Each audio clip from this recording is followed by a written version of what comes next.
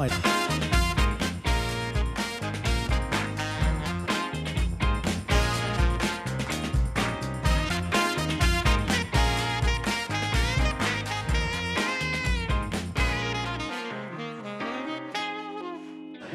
survival hopes are shelved as the race for silverware continues.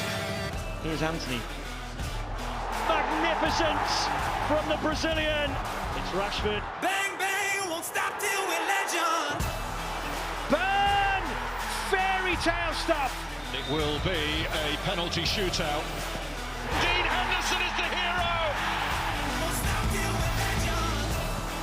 Oh, what a magnificent goal by Mara! Gineppo, he'll go for it! Oh, what a goal! The side bottom of the Premier League have toppled Manchester City. More goals and more excitement to come as we reach the Carabao Cup semi-finals. 2 legs at this stage of the competition, plus added VAR drama. Glenn Murray was at Southampton against Newcastle last night, so we'll get his thoughts on that one shortly. But we start with tonight's clash between 4-time winners Nottingham Forest and Manchester United, who are searching for a first trophy since 2017. Your match commentators from the City Ground are Matthew Upson and Steve Wilson.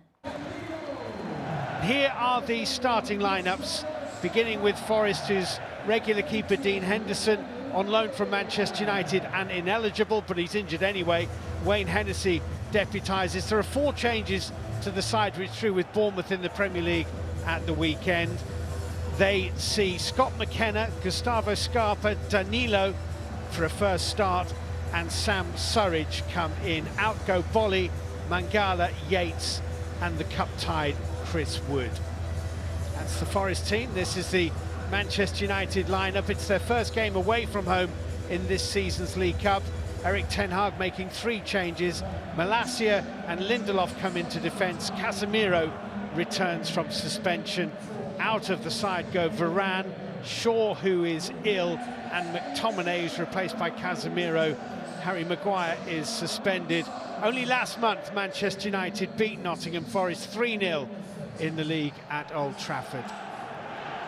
Michael Oliver is ready. Manchester United are wearing the white jerseys and they kick from right to left in the first 45 minutes, kicking towards the Trent end of this famous City Ground. Nottingham Forest in the red jerseys and white shorts. And it's Manchester United trying to build the first attack of the game. Nottingham Forest supporters will not need reminding of the last time Manchester United played here. It was one of the heaviest defeats in Premier League history by a home side. That's the last time United played here, 24 years ago. They won 8-1. They're getting back to the levels that they aspire to. Certainly driven on by Rashford here, and Rashford has got through. He's done brilliantly. Can he finish? Yes, he can. Marcus Rashford has done it again. He is on an extraordinary goal-scoring run. It's his 18th goal of the season. Well, he took him on single-handedly, found the gap, found the finish, and Manchester United lead the semi-final inside 6 minutes. He's in super positive form. There's way too much space for him to pick that ball up. They've got a problem straight away because he just builds momentum. They just don't deal with it. Nottingham Forest, Worrell gets his body in a bad position.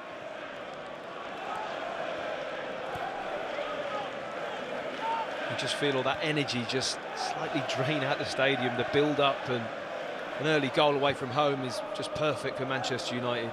Next few minutes are really important for Nottingham Forest because they got him in trouble as Anthony cuts inside, and that wasn't very far away. Well, you know he's going to cut inside onto his left boot because he always does, but stopping him is not so easy. This is close. You can tell by Hennessy's reaction, he just kind of half pulled his hand out like he wasn't going to get there. There's the owner, Evangelos Marinakis, the man who has invested plenty of money in this Nottingham Forest side. I don't think there's ever quite been a turnaround like it, has it? Fulham a few years ago brought in an awful lot of players, but I think Forest have even topped that, but they've got other things on their mind here as Rashford It's cut out by Danilo. And that's a really good ball. And now Gibbs-White, he has Surridge to his left, Johnson to his right, uses Surridge. Great goal! Brilliant, brilliant counter-attacking goal from Nottingham Forest.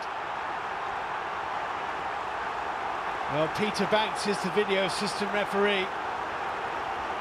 That camera angle is not exactly in line. The computer will work out that he is offside, which is what it looks like. And this is going to be an intense disappointment for Sam Surridge, because he took it quite beautifully. But here's the news he didn't want to hear. He's offside. That's a shame. Very tight call.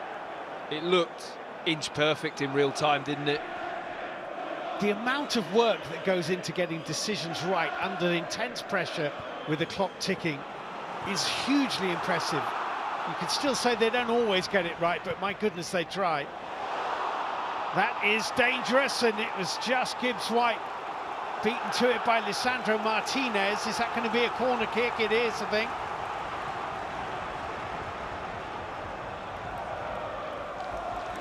Terrell's up despite the disappointment of the disallowed goal. That's another good ball in. Did well De Gea to get a right fist on that, and did well to get two hands on that from Gustavo Scarpa.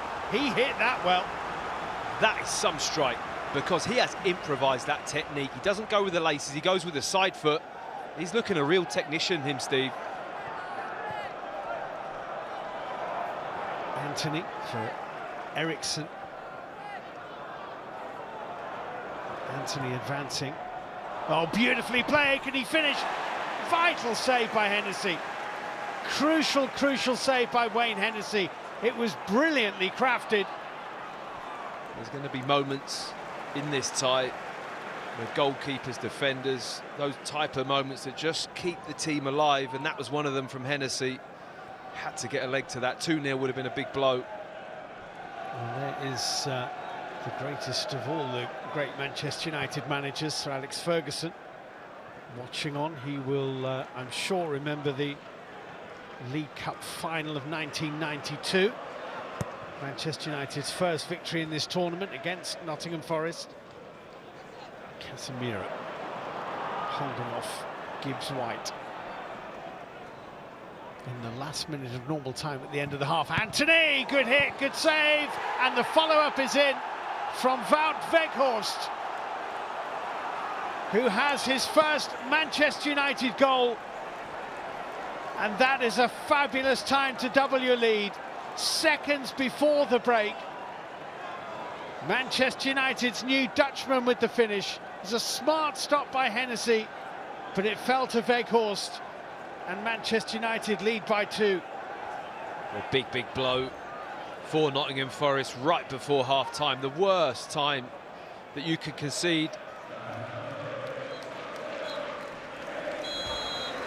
There are the 2 goal scorers for Manchester United. The job's not done yet, but they're certainly in the box seat.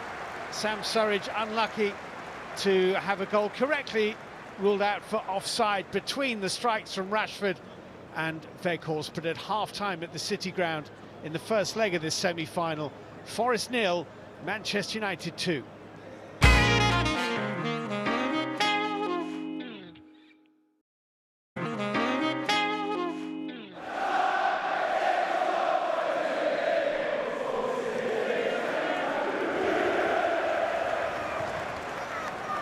The next goal in this tie, you feel, has to be a Nottingham Forest goal. Otherwise, Manchester United fans might be beginning to book their travel for northwest London and the final of the Carabao Cup. It's Eriksson! Oh, great effort off the corner of post and bar. Unlucky Christian Eriksen. That's what you get with the real quality Manchester United have when the chance comes. Rashford dipping. Well held, Hennessy. Oh, super effortless. That's absolutely brilliant. Gets his head up, tries to whip it into the far post, so close off the crossbar.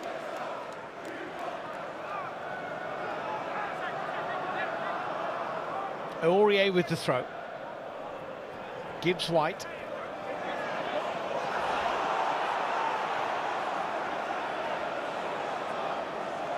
Facing it to referee's assistant, Simon Bennett. And that's 1-1 fairly. Oh, and just over the top of the crossbar. Well, Gibbs-White won it back. And credit to him for that, because the odds were stacked against him. That's a brilliant recovery of the ball. Great reaction from Gibbs-White. Picks the pocket of Casemiro onto his left foot, tries to put it in that top corner, but he's always leaning back. Pretty much sums up Forest's night in front of goal. Heavy touch from Eriksson, Surridge onto it, kept in by Garnacho. Christian Eriksen, Weghorst. Very nearly got a decisive touch on that. Well, that's all it needed, was a little touch off the pace of the cross. Was excellent. Weghorst is always that threat inside the 18-yard box, and Eriksen knows it. Look at the movement from Weghorst straight into the box, and just behind him, Garnacho.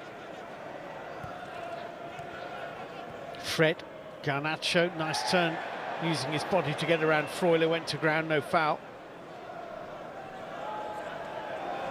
Aurier. Bit of a buzz now as Emmanuel Dennis takes it up, finds Nico Williams. Clip ball in by Nico Williams, and a glancing header from Jesse Lingard. I'm not sure if he hadn't got a touch that Brennan Johnson behind him would have made contact with this, but he might have done. yeah, the trouble is once Nico Williams comes back onto his right foot, the momentum isn't there for Jesse Lingard. He's just backpedaling onto this ball. Can't really do too much with it, and I think Brennan Johnson had already gone to ground. There's one of the greats of Nottingham Forest's history. Bowyer and Birtles are both here, European Cup winners, the pair of them.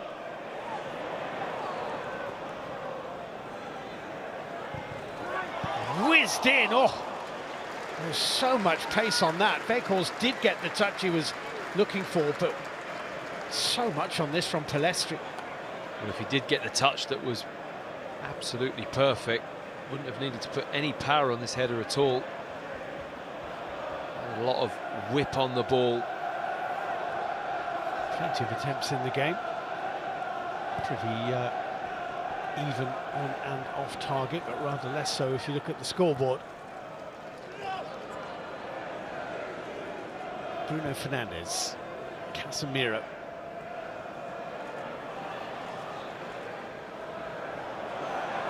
Aurier's lost it in a dangerous area.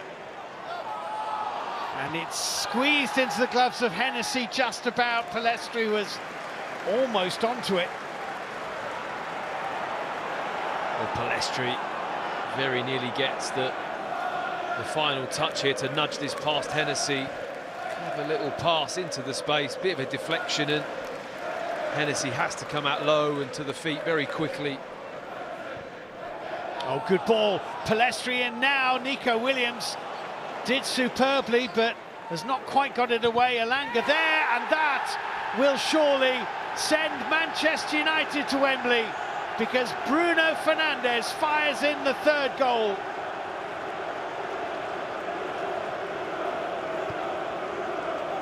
Manchester United have surely all but won this tie.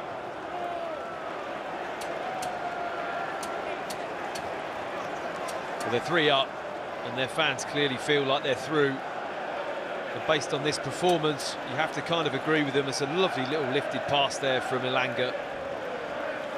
Just drops it into the space for Bruno Fernandes, who played that through ball. Nico Williams gets back. It's a controlled finish, isn't it?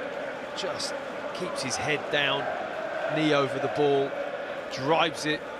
Practically a half volley. Lovely strike, actually, from Bruno Fernandes, and that, for me, could well see the job done for Manchester United. Yeah. Nottingham Forest 0, Manchester United 3. It's not easy going to Old Trafford at the moment anyway, but not easy with a 3-0 deficit. Might be 3-1 in a minute. Dennis hit it. And who's in the way? Lisandro Martinez.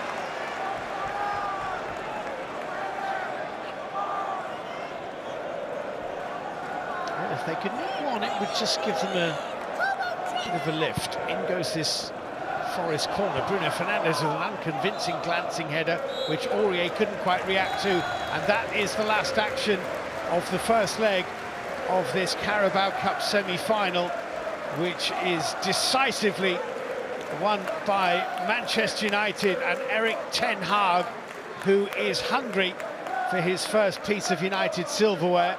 It's finished in the first leg of the Carabao Cup semi-final. Nottingham Forest 0, Manchester United 3. We almost let them come into the game, and we can't allow an opponent to get back or to come back in the game. And because we started this game so good, and we had so much of the game, so much control, and we dictated the game totally. And then in one moment, everything can change, and we have to avoid that. And we can't allow opponent to come back in the game. Just really disappointed with the manner of the goals. We know we're playing against Man United, and it's always going to be tough, but there were certain things that we talked about in the build-up about what not to do in terms of giving Man United opportunities, and we fell short in their moments and got punished. Yeah, Manchester United have a healthy advantage, don't they, Glenn, heading into the second leg next week. And it all started with a brilliant solo effort from Marcus Rashford, whose sensational goal-scoring streak continues. 10 in 10 since the World Cup. How good was this goal? Oh, it was fantastic. I mean, Aurier is out of position to begin with, and he carries it from his own half. The way he burst past the two Nottingham Forest defenders, I mean, from a Nottingham Forest perspective, it's unacceptable. But for Marcus Rashford, it's no nonsense, it's direct, it's deadly, and he reminds me of the Marcus Rashford that burst onto the scene all those years ago, but he's just got way more authority about him now. So much confidence, isn't there? Surridge, though, thought he had an equaliser for Nottingham Forest, and at this point in the game, it did feel like they had the belief that they could get something out of it, but he is marginally offside here. He is. It was the correct call. I mean, I do feel for him, because as that ball rolls across him, it's a really good finish from the Nottingham Forest front man. But unfortunately, the games are all about moments, and he's just glided offside ever so slightly there, and it's so deflating. I think when you think you're back in the game and then to find out that you're not, it's disappointing. And talking of moments, what a moment for Manchester United to get the second goal of the game. Is it the perfect time to score that goal, to get that cushion just before half-time whistle? Yeah, I think Steve Cooper will be really disappointed just right before half-time. So you can get in 1-0 down, then you've got a chance to resurrect his second half, but to concede on the 45th minute, and it's Weghorst, very lively, gets it off Hennessy's sort of parry. Yeah, parry. A little bit disappointing from Hennessy, parrying it back into traffic, but brilliant finish from the big man. His first goal in the Man United shirt. And listen, that'll be a lot of pressure lifted off his shoulders. And Erik ten Hag said, you know, the game it could have got away from them, but then Bruno Fernandes with a late third for Manchester United just means that they're in the driving seat heading into the second leg. But at this point in the match, how did Forest let the game get away from them like that? Yeah, again, a really disappointing time to concede for Steve Cooper's men, and the 89th minute, Alanga, good vision here, and Fernandes gets his head over the ball, keeps it low, asks question to Wayne Hennessy, and unfortunately he can't keep it out of the back of the net. So Manchester United fans will know they're 1 foot in the final now. How important is it that Erik ten Hag brings silverware back to Manchester United? They haven't won a trophy since Jose Mourinho in 2017. Well, listen, this has been a platform for a lot of managers. Pep Guardiola, Ferguson and Mourinho's first competition wins in this country. So for him to do it at his first task would be a massive positive for Manchester United and Ten Hag moving forward. OK.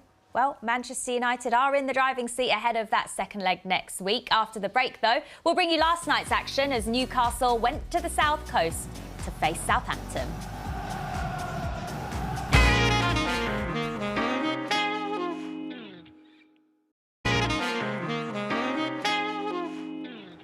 Welcome back. Southampton's reward for knocking out Manchester City in the quarter-final was a semi-final matchup with Newcastle. Your match commentators from St Mary's are Laura Bassett and Paul Walker.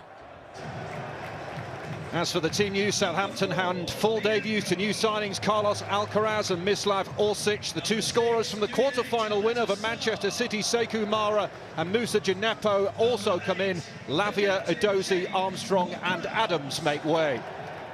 Well, Shea Adams is Southampton's leading scorer in this competition with 4, but has to make do with a place on the bench, which places even more responsibility on captain James Ward-Prowse, who has 6 goals in all competitions.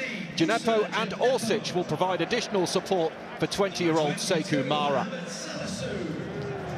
Eddie Howe has resisted the temptation to freshen up his front line despite the recent shortage of goals. He sticks with the same side that drew at Palace in the Premier League, meaning Callum Wilson spearheads the attack, having not scored in his last 8 matches.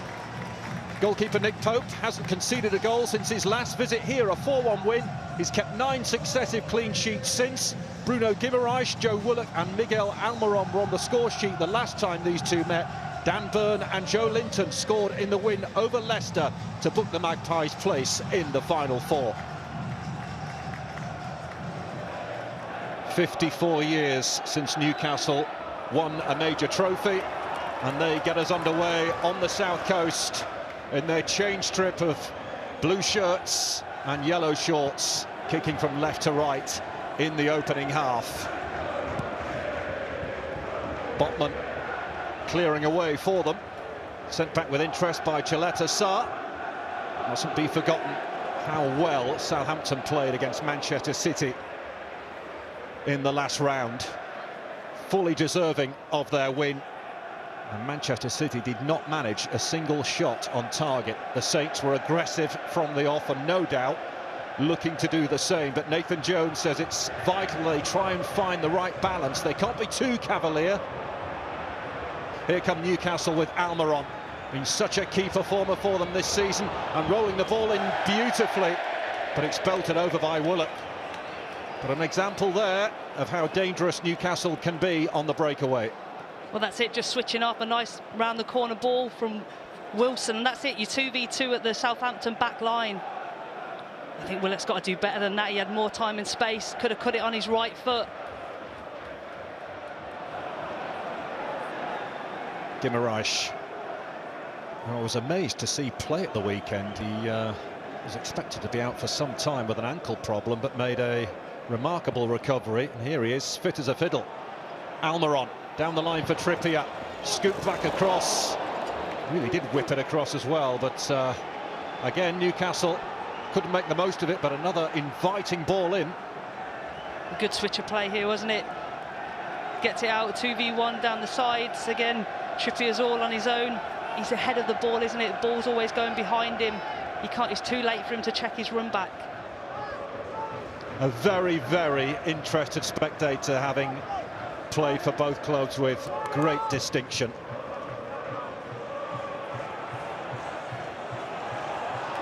A tangle between Djenepo and Botman. It's hoisted away by Byrne. Haven't lost at home in the Magpies all season, so you do feel that Southampton need a positive result to take up to the northeast a week tonight. And Chaleta Sarr slides in, Almiron goes down. There's a card here for the Southampton defender. Chaleta Sarr in the book. You could tell as soon as he came across, he didn't want to run into the channel with him, did he? He'd made his decision that he was going to make the challenge late. Almiron so quick, gets to the ball, nips it round him first. Bianco on the launch pad here for Southampton. I think we know what's coming, don't we? Salisu's head? Quite possibly. Just beyond Salisu, Ward-Prowse is there, but couldn't get hold of it, and Almiron will race away for Newcastle. Has to check and bring it back. He will receive it back from Trippier. Almiron. Trippier. Measured cross, it's a good cross. And that's terrible execution from Willock.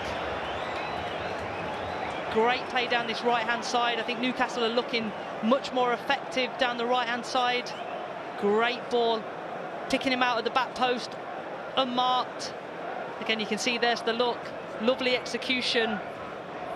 And again, just leaning back, doesn't believe in it. I don't think he decides late whether to go laces, instep, and again, not focused in the mind. That's a couple of sighters that Joe Willock has had in this first half. Yanko with a raking ball forward. It's way over the top of Musa Djenepo. Shake of the head in frustration from Djenepo. Now it's Willock who gallops away. Almiron's in the middle, Wilson's in there as well. But Willock goes alone. Almiron arriving, they're arriving in numbers, and Joe Linton is there to bury it. Whistle's gone. Joe Linton thought he'd made the breakthrough.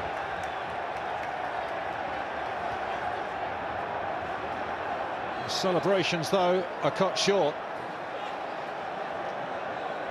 Well, the Newcastle players surrounding Stuart Atwell. Really good attack down this left-hand side, pace, power into the space from Willock, drives infield. Again, it's a really good cut, good save. And here, is it handball? He's saying it hit his stomach. Good save by the goalkeeper. It's a closer look. I think it's his stomach, to be honest. I'm not too sure. His arm isn't in an unnatural position. That's the one that would have tipped him over the edge. Yeah. There you can see what the VAR officials saw. So Joe Linton, left frustrated, remains goalless here at St Mary's.